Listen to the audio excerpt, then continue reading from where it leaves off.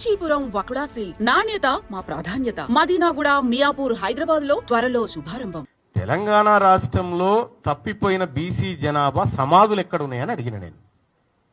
ఓ 30 లక్షల మంది బీసీల జనాభా కనిపించకుండా పోయింది. అలా సమాధులన్నీ వాళ్ళ డెత్ సర్టిఫికేట్లను చూపిరి.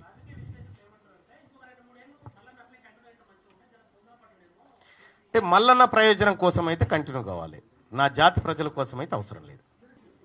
ఎవరైనా ఖండించిన ఆయన పేరు చెప్పు. అంతర్గతంగా జరిగితే నీకెట తెలిసింది బాయ్ సాబ్? ఆడేం జరిగిందో నాకు తెలుస్తుంది కదా. ఇప్పుడు అది రహస్యమే అయిన తర్వాత నీకు తెలియదా? రహస్యం అంటే ఎవరికి తెలియని రహస్యం, నీకు తెలిస్తే అది ఓపెన్ అవుతుంది కదా. నేనేమంటున్నా, అంత విషయం ఏంటంటే దానికి నాకు కూడా పిలుపు ఉండే, నేను కూడా పోవాల్సిండే. నేను చెంచల్గూడ జైల్లో మా బీసీ అధికారులను ఏసీబీలకు పట్టిస్తున్నటువంటి సందర్భంలో వాళ్లకు ఆత్మస్థైర్యం చెప్పడం కోసం నేను ఆ కార్యక్రమానికి పోయినా. పిలవలేదనేది అబద్ధం. అది మేమందరం కూర్చొని మాట్లాడుకొని వాళ్ళు ఏం మాట్లాడుతుంది కూడా నాకు చెప్పి, అన్న ఇది అనుకుంటున్నామని చెప్పారు. మీరు ఖండించలేదనేటువంటి మాట కాదు, ఖండిగా ఖండించారు దాన్ని. బీసీ జేఏసీ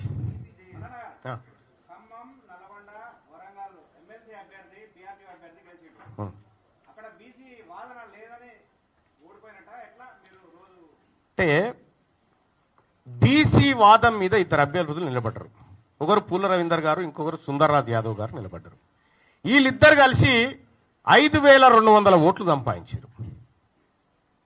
5200 ఓట్లు వచ్చినటువంటి వ్యక్తి ఎవరైతే ఉన్నారో ఈ బీసీ అభ్యర్థులు వీళ్ళ కిందనే భారతీయ జనతా పార్టీ అభ్యర్థులు కానీ, వీళ్ళ కిందనే కోదండరాం లాంటి వాళ్ళు బలపరిచినటువంటి అభ్యర్థులు కానీ, కాంగ్రెస్ అభ్యర్థులు కానీ వీళ్ళ కింద ఉన్నారు. అంటే 0 నుంచి 5200 ఓట్లు సంపాదించిన బీసీ వాదం 45-50 సంవత్సరాల పిఆర్టీయుకు బీసీ వాదానికి ఉన్న గ్యాప్ 800 ఓట్లు. మరి ఇది బీసీలకు, బీసీ టీచర్లను 25% మంది బీసీ టీచర్లను మేము బీసీ వాదం వైపు మళ్లించగలిగిన ఒక దెబ్బకు. ఇంకా వాదం గురించి మాట్లాడేక్కడిది, ఇంకా బరాబర్ వాదం నిలబడ్డదాడ.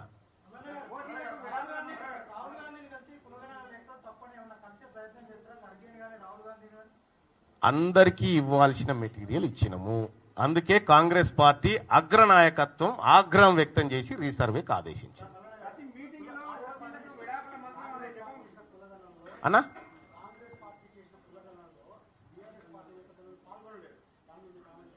నేనేమంటా ఉన్నా, నిజంగా కులగణంలో మీరు పాల్గొనాలి అని ఒక రాష్ట్ర ప్రభుత్వం కనుక పకడ్బందీగా చేసినంటే, ఇప్పుడు హరీష్ రావు, కేటీఆర్, కేసీఆర్ ఈ ముగ్గురు పాల్గొనలే.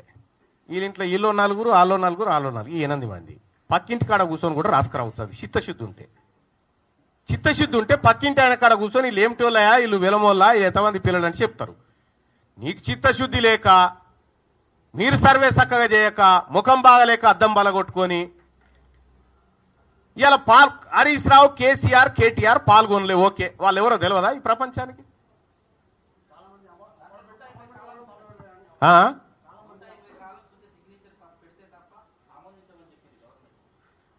ఇయ్యొచ్చు కదా. పోయిన ఎమ్మినరేటర్ ఎవరు, వాళ్ళు తిరస్కరించిన ఆయన ఎవరు, వాళ్ళ పేరు చెప్పాలి కదా. ఇప్పుడు నేను చెప్తా ఉన్నా, మనం 3,54,000 కుటుంబాలు పాల్గొనలేదని చెప్తా ఉన్నాం. వాళ్ళ లిస్ట్ ఏందో బయట పెట్టి చూద్దాం.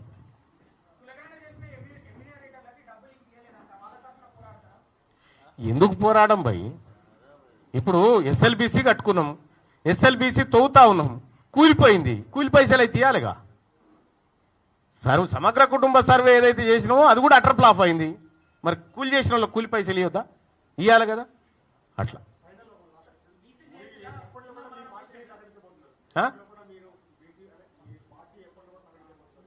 నేను పార్టీ అని చెప్పినా బాయ్ సాబ్. ఈ బీసీ జేఏసీ అనే వేదిక ద్వారా బీసీ ప్రజలను ఏకతాటి మీద తీసుకురావడే కార్యాచరణ చేస్తా ఉన్నాం. కార్యకర్త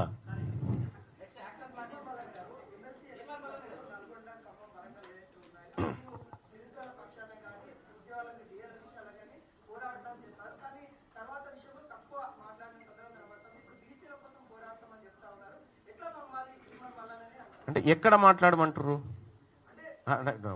మండల్లో మాట్లాడమంటారు. విషయం ఏంటంటే మండల్లో బీసీలకు సంబంధించినటువంటి కులగణన సర్వే రిపోర్ట్ పెట్టినప్పుడు మండల్ చైర్మన్ గారు నాకు ఇయ్యాలిగా బీసీ వర్గానికి మాట్లాడమని, అప్పుడు ఇయ్యలే. ఎస్సీ వర్గీకరణ వచ్చినప్పుడు నువ్వు మాట్లాడమన్నా అని ఇచ్చే. రెండోది ఏంటంటే ఏదైతే తీన్మార్ మల్లన్న కోసం ఓట్లేసి గెలిపించి కష్టపడ్డ ప్రతి ఉద్యోగి, ప్రతి నిరుద్యోగి, ప్రతి పార్టీ కార్యకర్తను ఖచ్చితంగా కడుపులో పెట్టుకొని వాళ్లకు సేవ చేయడానికే ఉన్నా ఖచ్చితంగా చేసి చూపెడతా.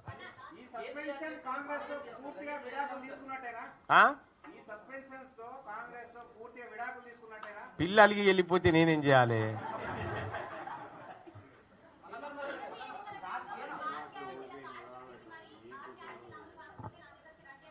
అవును, రమ్మనే అంటున్నా.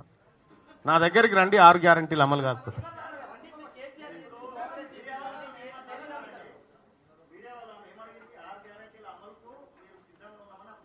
రమ్మనే అంటున్నాం.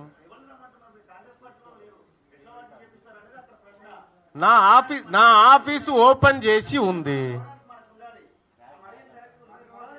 దాన్ని ఓవర్ యాక్షన్ చేయకు కానీ జరాలు అది బంద్ చేయి. అది తెలుస్తూనే ఉంది కానీ బంద్ చేయి తమ్మి, బంద్ చేయి. క్వశ్చన్ అడిగినా ఆమె, క్వశ్చన్ అడిగింది ఆమె, నీకే కాదయా. క్వశ్చన్ అడిగింది ఆమె. ఎవరు? నీ క్వశ్చన్ ఏందో అడుగు, బాయ్ సాబ్. నీ క్వశ్చన్ ఏందో అడుగు ఫస్ట్.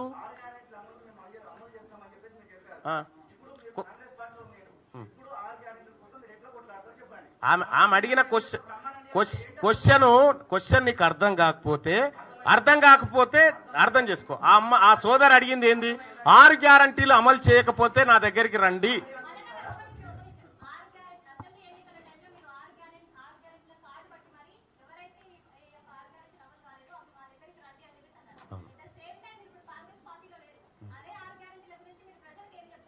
నా దగ్గర రండి, కొట్లాడడానికి సిద్ధంగా ఉన్నా. ప్రజలకి ప్రభుత్వంతో కొట్లాడతాం, హామీలు ఇచ్చిన వాళ్ళతోటి.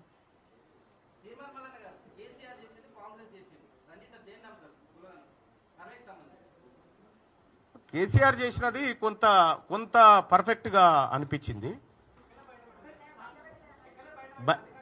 అయితే బయట పెట్టలేదు కానీ ఆ ఎంహెచ్ఆర్డి వెబ్సైట్ లో ఉన్నాయి అవి. మొత్తం లేకుండా లేవు. ఇప్పుడు డౌన్లోడ్ కొడితే అందరికి వెళ్తాయి అవి. ఈ కేసీఆర్ గాడుపా ఇంకో గాడుపా నాకెందుకు బాయ్ సాబ్? బీసీల దిక్కు అయితే గాడుపు మారింది.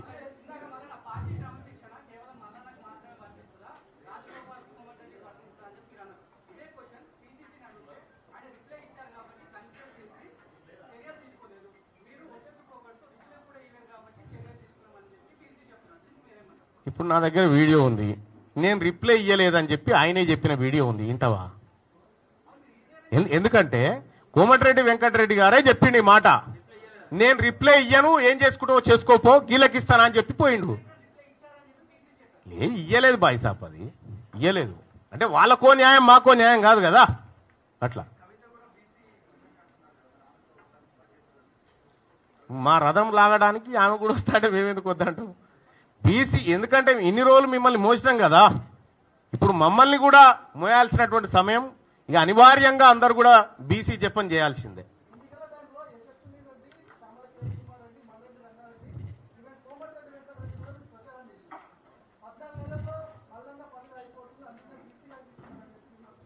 అంటే ఒకటి, ఆ రోజు వాస్తవానికి కాంగ్రెస్ పార్టీ అభ్యర్థులు గెలిస్తే, కేంద్రంలో కాంగ్రెస్ పార్టీ అధికారంలోకి వస్తే కులగణన జరుగుతుంది అనేటువంటి ఒక బలమైన ఆకాంక్ష మాలో ఉన్నమాట వాస్తవం. దానికోసం మేము చేయాల్సినటువంటి పనులన్నీ చేసినాం. వాళ్ళని గెలిపించుకోవడం అంటే రాహుల్ గాంధీ గారిని గెలిపించుకోవడం అని చెప్పినాం కూడా. సో కాబట్టి నేనేమంటున్నా, కాంగ్రెస్ పార్టీ అధికారంలోకి రావడానికి రాహుల్ గాంధీ గారిని ప్రధానమంత్రిని చేయాలనేటువంటి ఆకాంక్షతోటి చాలా వర్క్ చేసినాం. కానీ దురదృష్టవశాత్తు ఆయన ప్రధానమంత్రి కాలేకపోయాడు.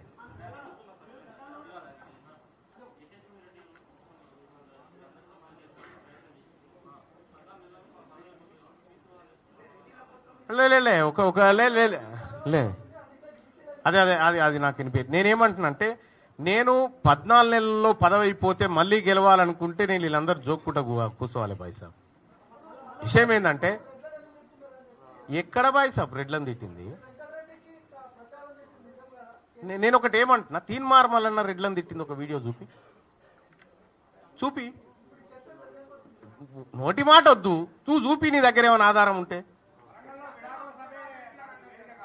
విడాకుల సభ ఏ తిట్టా?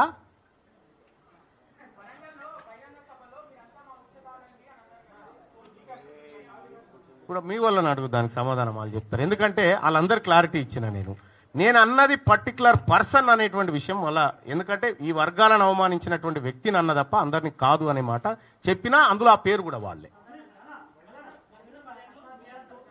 నువ్వే 10 మాట్లాడినావు బాయ్ సభలకి ఛాన్స్ పాపం.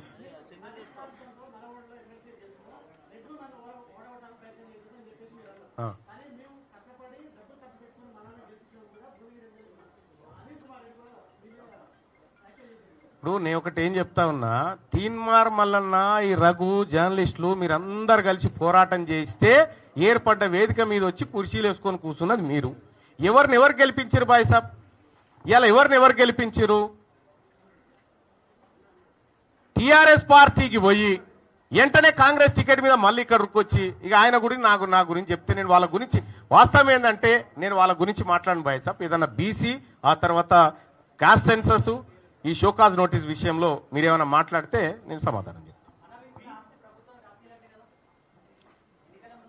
కోమటిరెడ్డి వెంకటరెడ్డి గారికి ఇచ్చిన పత్రం ఆయన తీసుకుపోయి సిఎస్ గారికి ఇచ్చి తీసుకురావాలి. అది వెంకటరెడ్డి గారిని అడగాలి మీరు.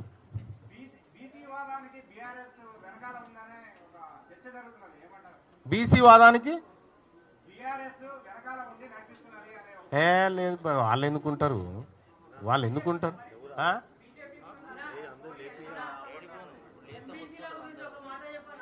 ఎస్, ఎంబీసీలకు సంబంధించి వాళ్ళ జనాభా ప్రకారం భవిష్యత్తులో వాళ్ళ వాటా అసెంబ్లీలో వాళ్ళకి దక్కాల్సిందే. రెండోది, ఎంబీసీలకు సపరేట్ బడ్జెట్ ద్వారా ఆ వెనుకబడిన వర్గాలను ముందుకు తీసుకురావడంలో ఖచ్చితంగా మా ప్రణాళికలు, మా ప్రయత్నాలు ఉంటాయి.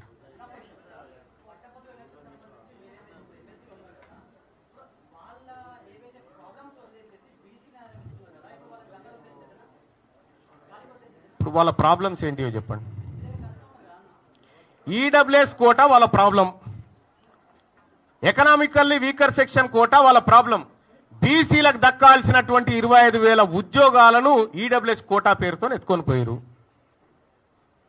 అది వాళ్ళ ప్రాబ్లం. తీన్మార్ మల్లన్న మళ్ళీ చెప్తా ఉన్నా, పట్టభద్రులు ఎన్నో ఆశలతో నన్ను గెలిపించారు. వాళ్ళ ఆశయాలు ఎట్టి పరిస్థితుల్లో వమ్ము కావు. నెక్స్ట్,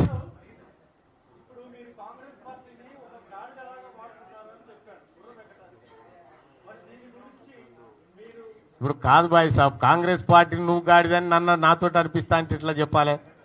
ఇప్పుడు మీరే అంటారు. ఇప్పుడు నేను దాన్ని గాడిదనకపోతే గుర్రం అనకపోతే మీరే అంటారు. ఇప్పుడు మీరు కూడా నా లెక్కనే తయారైతే ఎట్లా? ఎస్, మరి మీరు కూడా చేయాలి, మరి మీరు కూడా రావాలి ఉద్యమంలోకి. బీసీ జర్నలిస్టులకు ఎస్సీ ఎస్టీ జర్నలిస్ట్ సోదరులకు కూడా చెప్తా ఉన్నా, ఎందుకంటే మీరు కూడా ఈ ఉద్యమాన్ని మీ అందరి సహకారంతో ముందుకు తీసుకుపోవడానికి సహకరించాలని చెప్పి రిక్వెస్ట్.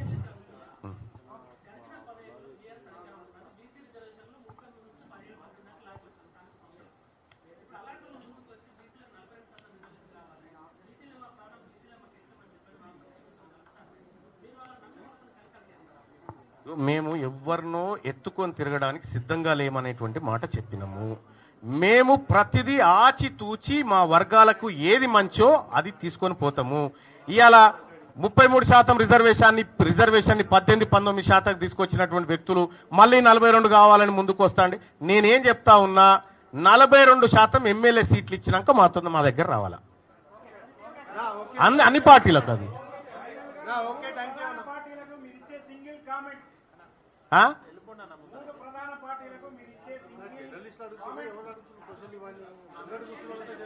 జనాభా ప్రాతిపదికన బీసీలకు దక్కాల్సిన వాటా బీసీలకు దక్కాలి, ఓసీలకు దక్కాల్సిన వాటా ఓసీలకు దక్కాలి, ఎస్సీ ఎస్టీలకు దక్కాల్సిన వాటా ఎస్సీ ఎస్టీలకు దక్కాలి.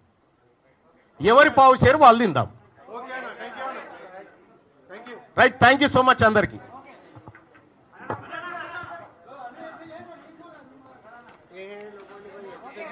ఆ? అన్ని చేస్తాం అన్ని చేస్తాం.